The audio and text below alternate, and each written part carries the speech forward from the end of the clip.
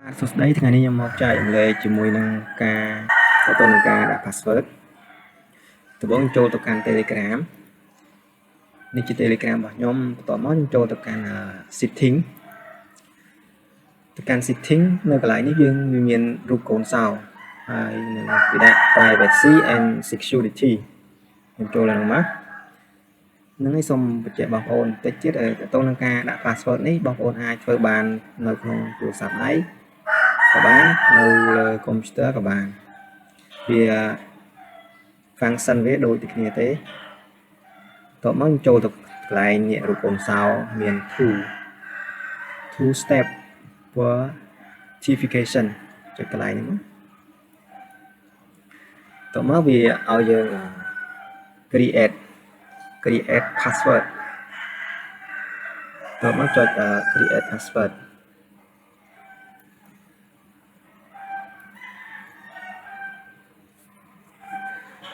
ត្រង់ឡើងខ្ញុំវាយ password ចូល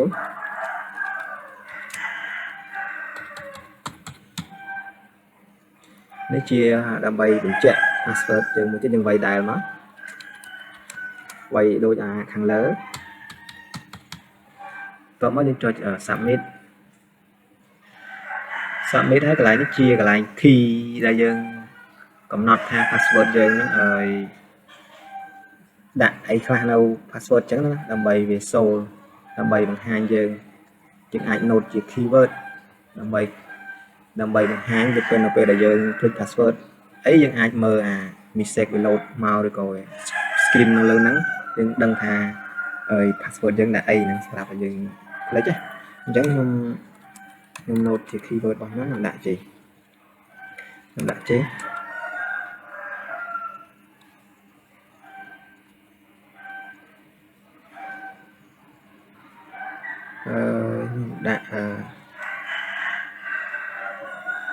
ដុល្លារនេះគ្រាន់ជា keyword របស់យើងទេនៅពេលដែលយើងឃើញបែបហ្នឹងយើងដឹងថាយើងបានដាក់អីចឹងណាតោះមកយើងចុច continue តោះមកទៀតត្រង់កន្លែងនេះក៏កន្លែងសំខាន់មួយដែរក្នុងករណីដែលយើង click password យើងអាច verify ជាមួយនឹង Gmail របស់យើងអញ្ចឹងយើងដាក់ Gmail មួយណាដែលយើងប្រើយើងកុំដាក់ Gmail ណាដែលយើងអត់បានប្រើឬក៏ click password Gmail ហ្នឹងអីអញ្ចឹងយើងត្រូវដាក់ Gmail មួយណាដែលយើងប្រើជាប្រចាំនៅពេលដែលយើង click password យើងចុច forget ទៅវានឹង send code វាណា QR verify code គេហៅ code pin ដើម្បីឲ្យយើងមកបំពេញអញ្ចឹងនៅកន្លែងនេះខ្ញុំដាក់ Gmail របស់ខ្ញុំដើម្បី Gmail របស់ខ្ញុំចូល .com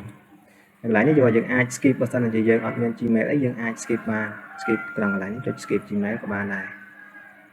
ប៉ុន្តែវាក៏ជាកន្លែងគ្រោះថ្នាក់ដែរបើសិនជាយើងដាក់ password ហើយយើង click យើងអត់មានអីមកដើម្បី verify វាយើង click Gmail Telegram របស់យើងវានឹងអាចនឹងចាត់ទុកជាអាសាបងអញ្ចឹងបើយើង click នឹងឧទាហរណ៍ថាផ្ទះយើង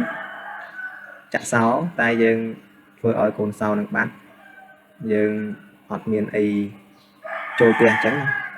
នឹងគ្រាន់ជាការឧទាហរណ៍ដើម្បីងាយយល់អញ្ចឹងយើងចុចsave and finish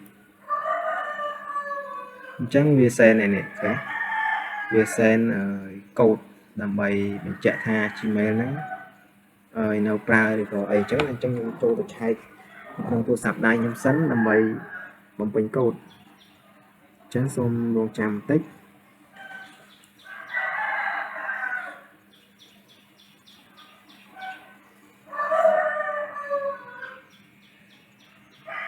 ខ្ញុំឆែកសិនដោយសារតែអ៊ីនធឺណិត slow បន្តិច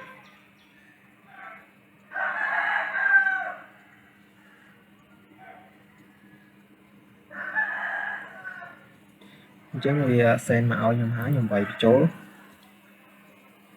648356 chẳng trong lại nó rồi việc chuột trôi tầm mờ đòn tiếp trong đăng thà dừng đặt password đến vì cảตัวបានជោគជ័យឬក៏អត់អញ្ចឹងចូលទៅមើល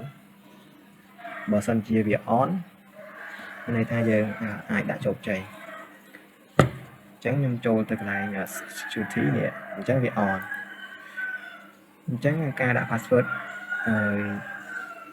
យើងទទួលបានជោគជ័យអញ្ចឹងយើងអាចឥឡូវនេះខ្ញុំធ្វើការបង្ហាញខ្ញុំសាច់អាវហ្មងខ្ញុំសាច់អាវដើម្បីធ្វើការបង្ហាញជាក់ស្ដែងចឹងចុចសាច់អាវចេញសាច់អាវចេញអូខេអញ្ចឹងខ្ញុំចូល start ខ្ញុំចុច add តោះមកខ្ញុំវាយលេខទូរស័ព្ទខ្ញុំចូល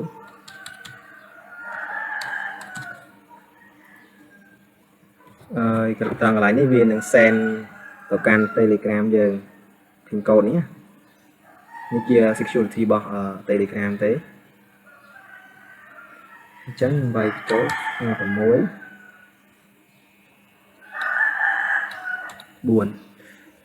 ត្រង់កន្លែងនេះទៀតវានឹង load ឲ្យយើងដាក់ password password ដែលយើងដាក់មុនហ្នឹងអញ្ចឹងយើងអាចដាក់ password បាន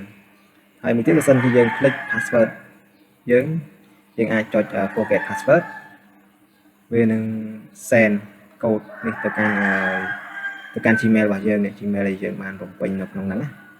អញ្ចឹងខ្ញុំចុចឲ្យ back ក្រោយវិញអញ្ចឹងធ្វើការចូលម្ដងទៀតជាការឧទាហរណ៍ផ្ទាល់ដើម្បីឲ្យបងប្អូនងាយយល់អញ្ចឹងយើង send code មកកាន់ទូរស័ព្ទម្ដងទៀត29មួយ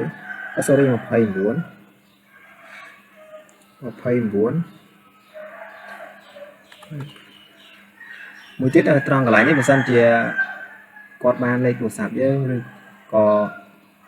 Telegram យើងគាត់អាច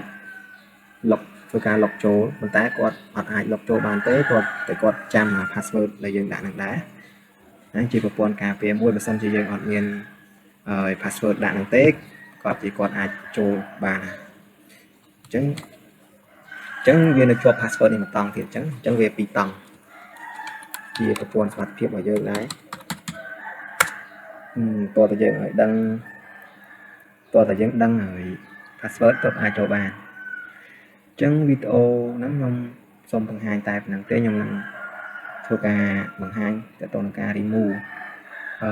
device នៅវីដេអូក្រោយដោយសារតែយកពេលវា10នាទីដែរអញ្ចឹងវាយូរពេកធ្វើឲ្យបងប្អូនធុញអញ្ចឹងខ្ញុំសូមបញ្ចប់តែប៉ុណ្្នឹង